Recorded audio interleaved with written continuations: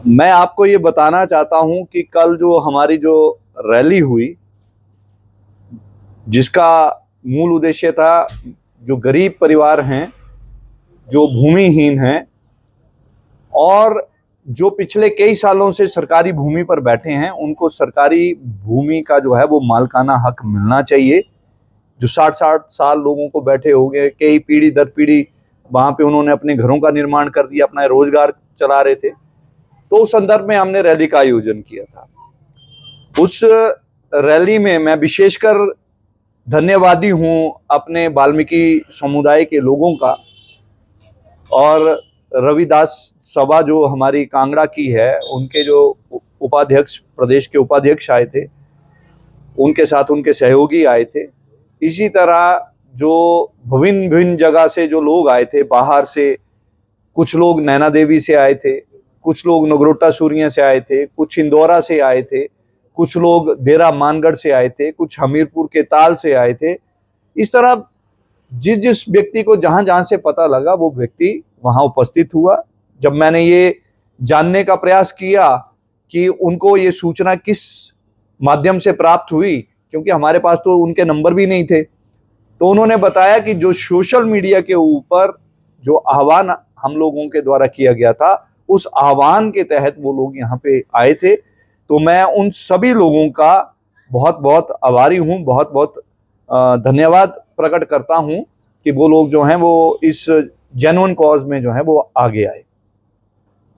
अब विषय ये आता है कि ये रैली जो थी या ये जो लोग बुलाए गए थे, ये लोग किसी लालच या उससे नहीं आए थे।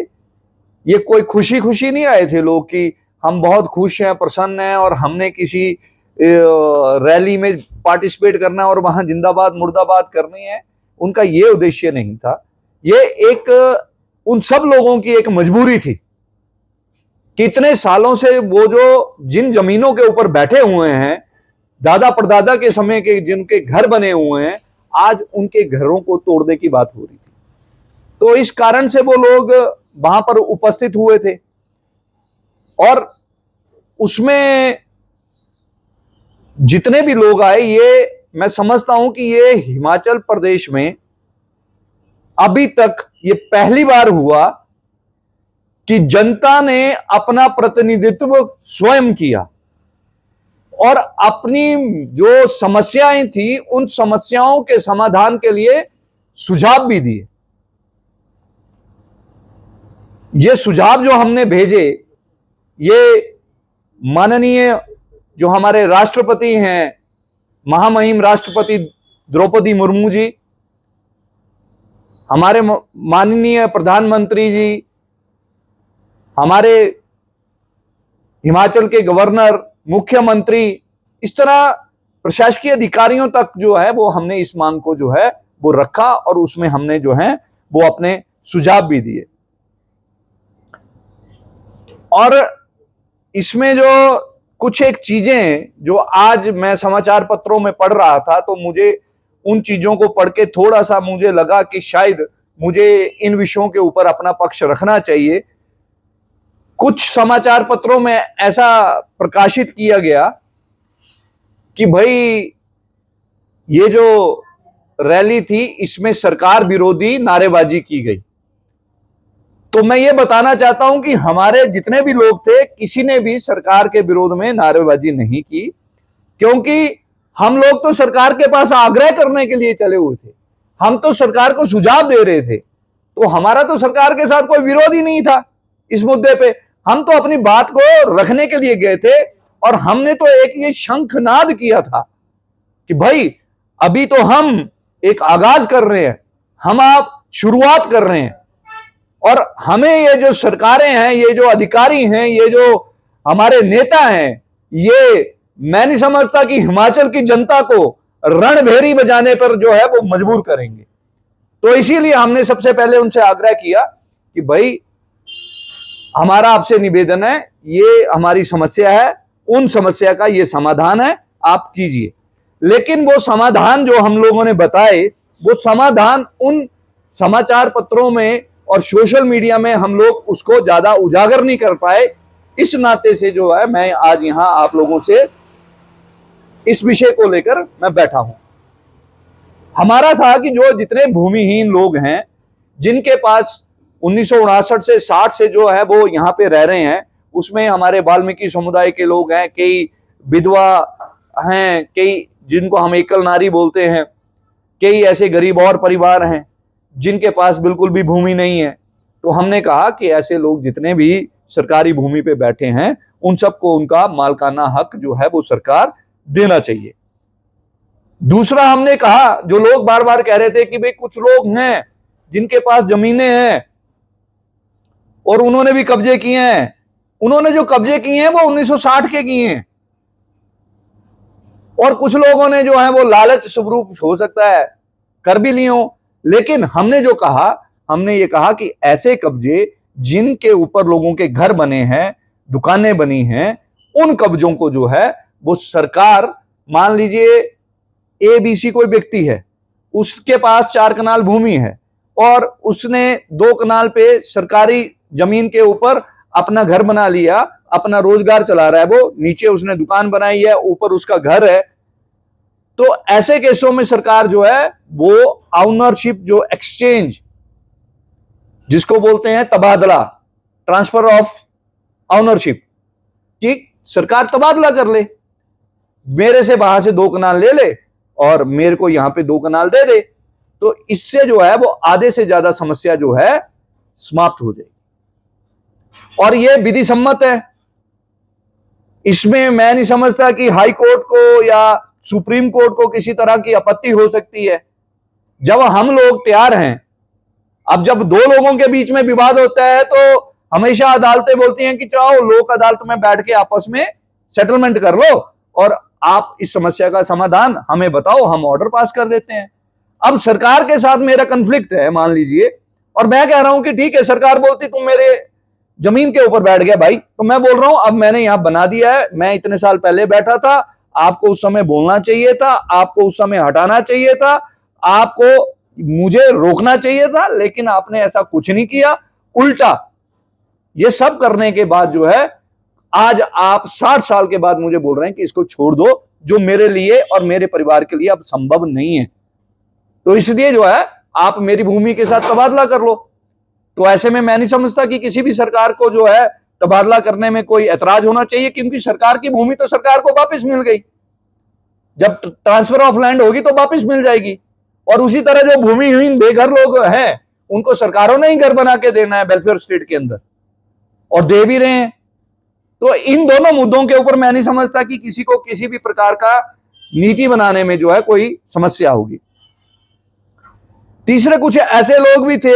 जिनके पास थोड़ी बहुत जो थी वो जमीन थी,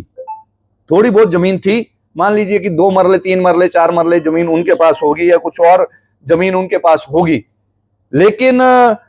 वो जो जमीन है और उसके साथ उनके पास थोड़ी सी जमीन है, तो वो इस श्रेणी में नहीं आएंगे, तबादले वाली श्रेणी में नहीं आएंगे। कि मान लो किसी ने रोकी है 2 कनाल, उसके पास है जमीन आधी कनाल, तो वो उस श्रेणी में नहीं फॉल करेंगे। तो क्या होगा कि ऐसे लोगों को जो है वो लीज पे जो है सरकार जमीन दे दे, और लीज मनी उनके साथ सेटल करके उनको परमानेंट नेचर में जो है एक रेवेन्यू जनरेट हो जाएगा, सरकार को हर साल वो रेवेन्यू आएगा, और उसके बाद जो है सरकार ये सारी चीजें आराम से कर सकती है। और इसके साथ हमने एक और बात बोली थी कि जो लोग लालच के कारण, जिन लोगों ने जमीनों पे कब्जा किया, जिन लोगों ने सोच समझकर जानबूझकर सरकारी जमीन को ग्रैब किया, और अभी 2000 की जो पॉलिसी आई उसके बाद वो धंधा और भी ज्यादा से शुरू हुआ, तो ऐसे लोगों के ऊपर उनसे जो है नंबर 1 दोगुनी जमीन तो मिनिमम लेनी ही चाहिए। हमने उसमें सुझाव दिया है, जो कल का मेमोरेंडम था, मैंने सॉफ्ट कॉपी सबको दी है, उसमें दोगुने से चौगुना जो है वो जमीन उन लोगों से लेनी चाहिए जिन्होंने लालच के कारण किया है, और उसके साथ उनको आर्थिक रूप से दंडित भी करना चाहिए कि भैया ये तो हुआ, लेकिन एक टोकन मनी जो है वो आपके ऊपर इंपोज की जाएगी, वो उसकी जो है इनकम टैक्स रिटर्न देख के वो जो है वो फिक्स होनी चाहिए कि जिसकी जितनी इनकम टैक्स रिटर्न है उसके हिसाब से उसके ऊपर उतनी पेनल्टी इंपोज होनी चाहिए। तो ये ऐसे बहुत से हमने सुझाव दिए थे। फिर एक बार बार एक और विषय आ रहा था कि कुछ लोगों ने जो है नालों के ऊपर कब्जा कर लिया, कुछ लोगों ने जो है वो रास्तों पे कब्जा कर लिया, हमारे रास्तों का क्या होगा, हमारे नालों का क्या होगा, इस प्रकार की भी बड़ी लोग जो थी चर्चा कर रहे थे। तो हमने उसमें भी सुझाव दिया है कि भाई अब किसी ने तो बना तो लिया घर, अब उसका आंकलन करना पड़ेगा। उसका आंकलन कौन करेगा? उस एरिया के लोग करेंगे ना, जो प्रभावित हो रहे हैं। तो हमने कहा कि ऐसे मामलों को आप पंचायत में ले जाओ। पहले पंचायत में जब वो जाएंगे, उस पंचायत के अंदर वहां के 70% कम से कम लोग जो हैं वो उस आम जलास में होने चाहिए। फिर उसमें जो है वो एक एक मैटर डिस्कस करो कि भैया ये जो इसने घर बनाया है उसका क्या इंपैक्ट है, इसका कोई अल्टरनेट है क्या उसकी वैकल्पिक रास्तों की व्यवस्था हो सकती है? अगर हो सकती है तो मानवीय आधार पर पहले उनको जो है वो देखना चाहिए, और नहीं हो सकती है तो उसमें हमको क्या करना चाहिए वो वहां के प्रभावित लोग जो है वो बताएं, सुजेस्ट करें। और उसी के बाद जो है उन केसों को कंसीडर करके अगर किसी को हटाना पड़ता है, ऐसे केस हैं कि मान लो कि कोई पूरा का पूरा गांव उससे जो है प्रभावित हो रहा है और उसने बिल्कुल गांव के बीचों बीच जो रास्ता जाने वाला जगह थी उसको रोक दिया और उसके अलावा कहीं जाने के लिए स्कोप ही कोई नहीं है। ऐसे वैसे मैं मान नहीं सकता कि स्कोप होगा कहीं से नहीं, लेकिन अगर फिर भी ऐसा कि कोई स्कोप ही नहीं बचा है तो ऐसे लोगों को वहां से हटा के सरकार सुटेबल प्लेस पे रिहेबिलिटेट करे, और वहां से उनको अगर रिमूवल करनी ही पड़ती है, हम तो चाहेंगे कि ऐसा ना हो, पर करनी ही पड़ती है, तो फिर वो इस तरीके से जो है उस पर कार्रवाई जो है वो होनी चाहिए। और उसमें भी जब आम जलास में वो सारा चला जाएगा तो उसमें तहसीलदार और एसडीएम की जो है एक कमेटी बननी चाहिए, और उस आम जलास को वही है जो है वो उसमें जाके बैठे उसमें और उनको उनकी सारी ग्रीवेंसेस को सुने। उसके बाद जो है वो फिर आगे जो है सरकार के पास उन चीजों को जो है वो भेजा जाना चाहिए। तो ऐसे बहुत से उदाहरण थे। ऐसे ही एक फिर और उदाहरण आया कि जो एक सेटलमेंट के अंदर जिन लोगों का पहले से ही कब्जा है, 1960 का चल रहा है, किसी का सेटलमेंट के टाइम चल रहा है, जिसको रेवेन्यू अथॉरिटीज ने रिकॉग्नाइज किया है, और उस रिकॉग्नाइजेशन के चलते उनके नाम राजस्व रिकॉर्ड में दर्ज हैं कि हिमाचल प्रदेश सरकार और कास्ट कब्जा रामू श्यामू, ठीक है। तो वो जो रामू श्यामू हैं और इतने सालों से बैठे हैं, तो सरकार को जो है उनको जो है वो जमीनें जो है उनको मालकाना हक मिलना ही चाहिए, क्योंकि हम इलीगल लोगों को रेगुलराइज करने की बात कर रहे हैं, लेकिन ये चीज फिर छूट जाएगी, और ये चीज छूटेगी तो फिर ये फिर समस्या पैदा करेगी। और अब सबसे बड़ी बात, लोग बोलते हैं इंक्रोचमेंट होती है, इंक्रोचमेंट हो रही है और लोग कर रहे हैं। अब हमने घूम घूम के जब इसका आंकलन किया, सारा आंकलन किया हमने कि यार ये ऐसा हो क्यों रहा था, हुआ क्यों हुआ? ये इस कारण से कि 1960 में जिसके फोर फादर ने कहीं पे कब्जा कर लिया और वो उस भूमि पे काबिज होके बैठा हुआ है, और उसके सामने अगर कोई सरकारी भूमि है और कोई व्यक्ति उस पर कब्जा करने जा रहा है तो वो उसको रोक नहीं पाता था। वो रोक इसलिए नहीं पाता था क्योंकि वो खुद उसी तरह के उसमें था, अवैध कब्जादारी था। तो फिर वो बोलते थे कि भैया आपने ऐसे करना तो हमने आपकी ये उखाड़ देनी वो। इसलिए जनता जो थी इस मुद्दे के ऊपर खामोश थी, साइलेंट थी, जिसके कारण से ये इलीगल इंक्रोचमेंट्स में जो है वो वृद्धि हुई। अदरवाइज ये इलीगल इंक्रोचमेंट अगर ये शुरू में ही एक ऐसी पॉलिसी ले आते जिसमें ये सारी चीजें हो जाती, तो शायद मैं नहीं समझता कि ये इलीगल इंक्रोचमेंट्स इस तरीके से बढ़नी थी। अब इलीगल इंक्रोचमेंट बढ़ना और रोकना, हमने उसके बाद भी सोचा कि इसके ऊपर क्या रोकने के लिए क्या उपाय करने हैं। वो हालांकि अभी हमने उस सुझावों में अभी डाला नहीं है, हम इसके बारे में एक विस्तृत चर्चा करने वाले हैं और चीजें जोड़ रहे हैं। कई स्थानों से हमें फोन आ रहे हैं। हम इस मंच के माध्यम से, इस वार्ता के माध्यम से मैं आप सबको ये बताना चाहता हूं कि हम हर विधानसभा, कम से कम जिला कांगड़ा की हर विधानसभा में जाके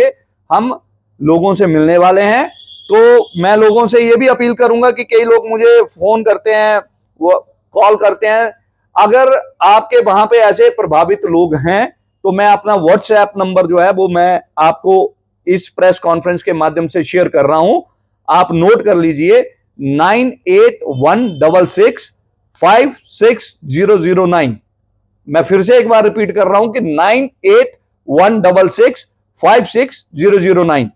इस नंबर पे आप हमें अपना नाम, अपना पता, पूरा एड्रेस और अपना कॉन्टैक्ट नंबर आप इस पे सेंड करिए। और आप क्या लैंडलेस हैं, या आप ऑनरशिप का एक्सचेंज करना चाहते हैं, या आपकी लीज पे होनी चाहिए, वो हमें एक लाइन में आप लिख के भेज दें। फिर उसके बाद हम आप लोगों से खुद संपर्क करेंगे।